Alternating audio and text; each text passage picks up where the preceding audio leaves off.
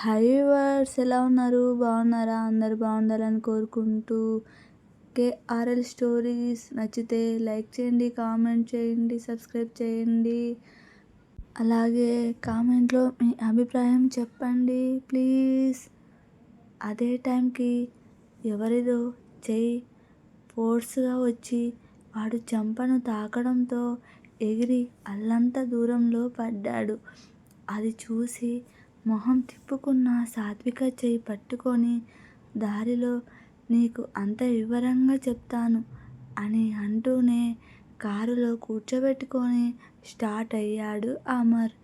రానని చెప్పాలని అనుకున్న అతని ముందు తన మాటలు చెల్లవని అర్థమయ్యి సైలెంట్గా ఉండిపోయింది సాత్విక.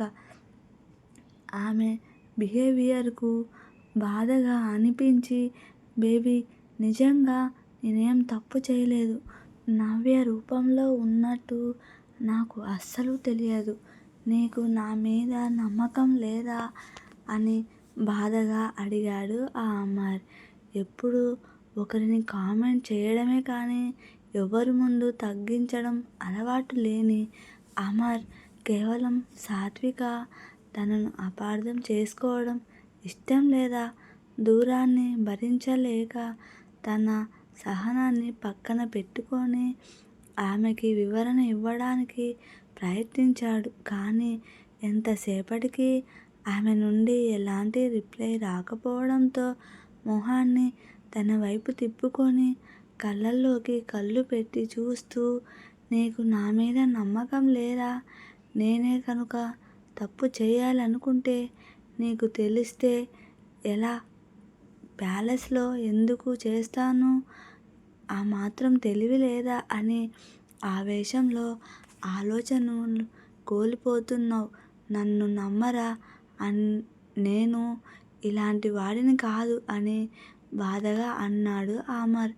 నేను వెనక్కి వస్తాను అని తెలిసి ఉంటే అక్కడ దుకాణం పెట్టేవాళ్ళు కాదు కదా. ఇప్పుడేనా చూశాను కాబట్టి నిజమేంటో తెలిసి, లేదంటే ఎప్పటికీ నన్ను మోసం చేస్తూనే ఉండేవాడివి కదా. లేదంటే నవ్యను ప్యాలెస్లోకి రావద్దు అని చెప్పినా కూడా లోపలికి ఎలా వచ్చింది? డైరెక్ట్గా బెడ్రూమ్లోకి వచ్చి బెడ్ మీద ఎలా పడుకుంది? ఇవన్నీ మీ పర్మిషన్తోనే కదా జరిగాయి. కానీ ఏమి తెలియనట్టు నా ముందు ఎందుకు నటిస్తున్నావు? నీ కంటికి అసలు నేను ఎలా కనిపిస్తున్నాను అని అడుగుతూ అమర్ వైపు అసహ్యంగా చూసింది సాత్విక. ఇంతసేపు బాధలో ఉన్నానని ఊరుకున్నాను. నీకు నచ్చినట్టు ఊహించుకునే నేను చూస్తూ ఊరుకోలేను. అక్కడ నువ్వు అనుకున్నట్టు ఏమీ జరగలేదు. అసలు జరిగిన దాంట్లో నా ప్రేమేం ఏమీ లేదు. కాస్త బుర్ర వాడు, నిజాలు నీకే అర్థమవుతాయి అని అన్నాడు అసహనంగా అమర్. స్వయంగా నా కళ్ళతో నేను చూశాను. ఇంకా ఏం తెలుసుకోవాలి? నా ముఖం నవ్యలా ఉండటం నేను చేసుకున్న దౌర్భాగ్యం అని అంటున్న ఆమె వైపు బాధగా చూశాడు అమర్. కాసేపటికి ప్యాలెస్కి రీచ్ అయిన సాత్విక డైరెక్ట్గా పైకి వెళ్తూ, ఇక్కడ నేను ఉండడానికి ఇంకొక రూమ్ ఉందా అని అడిగిన ఆమెకు కేవలం తన రూమ్ ఒక్కటే ఉందని బదులిచ్చాడు అమర్.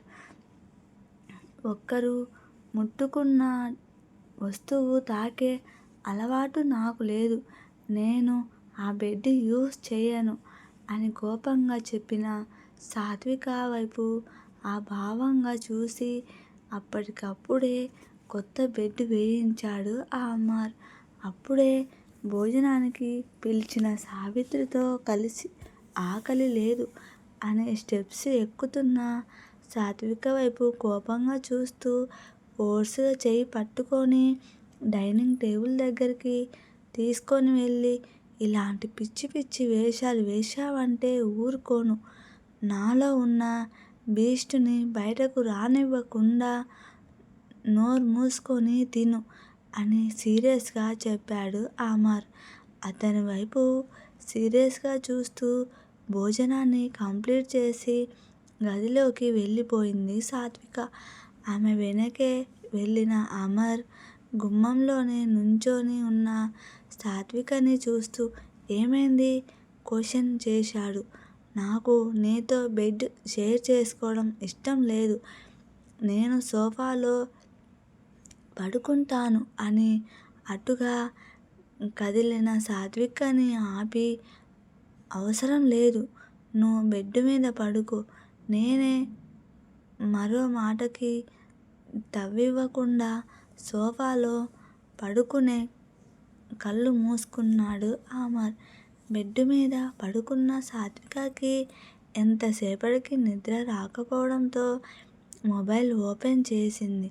అప్పుడే మాస్టర్ నుండి మెసేజ్ రావడం చూసింది. నా భార్య కోపంగా ఉంది. ఎలా క్వశ్చన్ చేయాలి అని వచ్చిన మెసేజ్ చూసి ఇద్దరిది ఒకే సమస్య అనుకుంటా. అదే పరిస్థితులను బట్టి ఉంటుంది. అలా చెప్పడం కష్టం అని రిప్లై ఇచ్చింది సాత్విక. సరే నువ్వేం చేస్తున్నావు అడిగిన మాస్టర్తో నీ వైపులాగే నేను కూడా కోపంగా ఉన్నాను అని రిప్లై ఇచ్చింది సాత్విక. ఆమె మెసేజ్ చూసిన అమర్ ఇదేంటి ఇలా ఓపెన్గా చెప్పేసింది. కొంపదీసి మాస్టర్ని నేనేనని అనుమానం వచ్చిందా అని సాత్విక వైపు చూశాడు. కానీ ఆమె నార్మల్గానే కనిపించడంతో రిలీఫ్గా ఫీల్ అవుతూ ఇప్పటికి వాళ్ళిద్దరూ కాంటాక్ట్లో ఉన్నారా అని అడిగిన మాస్టర్ మాట్లాడుకుంటూనే ఉన్నారని, ఈరోజు కూడా ఇద్దరు ఒకే దగ్గర ఉన్నారని ఆన్సర్ చేసింది సాత్విక. బేబీ నువ్వు పొరపాటు పడుతున్నావేమో. అయినా వాళ్ళిద్దరి మధ్యలో ఏదో జరుగుతుంది అన్న అనుమానం అసలు నీకెందుకు వచ్చింది అని అడిగిన మాస్టర్కి స్వయంగా నా కళ్ళతో నేను చూసిన తర్వాత కూడా అది అబద్ధం అని అనుకోమంటావా అని కోపంగా అడిగింది సాత్విక. కొన్నిసార్లు మన కళ్ళు కూడా మనల్ని మోసం చేస్తాయి. వాస్తవానికి అక్కడ జరిగేది ఒక్కటి, మనకు కంటికి కనిపించేది ఒక్కటి. అందుకే చూసిన వెంటనే ఏదో ఒక నిర్ణయం తీసుకోకూడదు. సమస్య ఎవరితో ఉందో డైరెక్ట్గా వాళ్ళతో మాట్లాడితేనే నిజాలు తెలుస్తాయి అని బదులిచ్చాడు మాస్టర్. ఎంతైనా నువ్వు మగాడివే కదా. నీ మగ జాతికి తప్పు. ఆడవాళ్ళకి సపోర్ట్ ఎందుకు ఇస్తావు అని కోపంగా రిప్లై ఇచ్చిన సాత్వికతో ఇన్ని మాటలు మాట్లాడుతున్నావు కదా, నీ హస్బెండ్ అమ్మాయి పక్కన ఉన్నప్పుడే నువ్వు చూశావా అని అడిగాడు మాస్టర్. లేదు, కానీ తను బెడ్ మీద ఉన్నప్పుడు నా హస్బెండ్ వాష్రూమ్ నుంచి టవల్తో బయటికి వచ్చాడు. జరిగినది అర్థం కావడానికి ఒక ఇన్స్టెంట్ సరిపోదా, ఇంకా ప్రూఫ్స్ కావాలా అని సీరియస్గా అడిగింది సాత్విక. ప్రాబ్లంకి సొల్యూషన్ దొరుకుతుంది. నీ మంచి కోరే వ్యక్తిగా చెప్తున్నాను అని చాటింగ్ చేశాడు మాస్టర్. నువ్వు చెప్పిన దాన్ని బట్టి ఈ విషయంలో నీ భర్త తప్పు ఏమీ లేదని అనిపిస్తుంది. ఒక్కసారి నేను భర్తతో మాట్లాడి ప్రాబ్లం క్లియర్ చేసుకుంటే సాల్వ్ అయిపోతుంది. ఆలోచించు అని కంప్లీట్ చేశాడు మాస్టర్. అర్ధరాత్రి నిద్రలో ఎందుకో సడన్గా మెలకువ వచ్చి ఉలిక్కిపడి చూసిన సాత్వికకి సోఫాలో ఇబ్బంది పడుతూ పడుకున్న అమర్ని చూసి అసలు నీకు ఎందుకు ఈ కర్మ? నా పాటికి నన్ను వదిలేయొచ్చు కదా. నీవు జీవితంలో నవ్య ఉన్నప్పుడు నన్ను ఎందుకు ఇబ్బంది పడేస్తున్నారు మాస్టర్?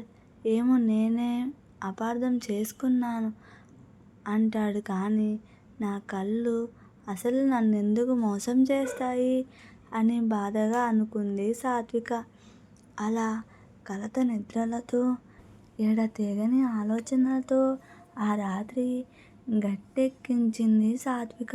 తర్వాత రోజు కంపెనీకి వెళ్ళిన సాత్వికకి అక్కడ కూడా ప్రశాంతత లేకుండా పోయింది. ఇంటి నుంచి బయటకు వచ్చినా, ఆఫీస్కి వచ్చినా పెద్దగా తేడా ఏముంది? ఎక్కడ ఉన్నా ఇతనే నన్ను కన్నుల్లోనే ఉంటాడు. లాభం లేదు. ఈరోజే ఇతన్ని దూరంగా, కనిపించినంత దూరంగా వెళ్ళిపోవాలి అని ఆ రోజు మనసులో స్ట్రాంగ్గా డిసిషన్ తీసుకుంది సాత్విక. ఏమైపోయావు అని ఆరా తీసింది. ఏం చెప్పమంటావు కావ్య? 3 రోజుల్లో నా లైఫ్ అల్లకల్లోలంగా మారిపోయింది. నా మీద నాకే కోపం వస్తుంది అంటూ ప్యాలెస్కి వెళ్ళిన దగ్గర నుంచి రూమ్లో బెడ్ మీద నవ్యని చూడడం, అమర్తో జరిగిన డిస్కషన్ మొత్తం కంప్లీట్గా చెప్పింది సాత్విక. బాబోయ్! 3 రోజుల్లోనే ఇంత జరిగిందా? మొత్తం సినిమా స్టోరీకి ఏమాత్రం తీసుకోకుండా ఉంది కదే. బాబూ, ఎలా తట్టుకున్నావే?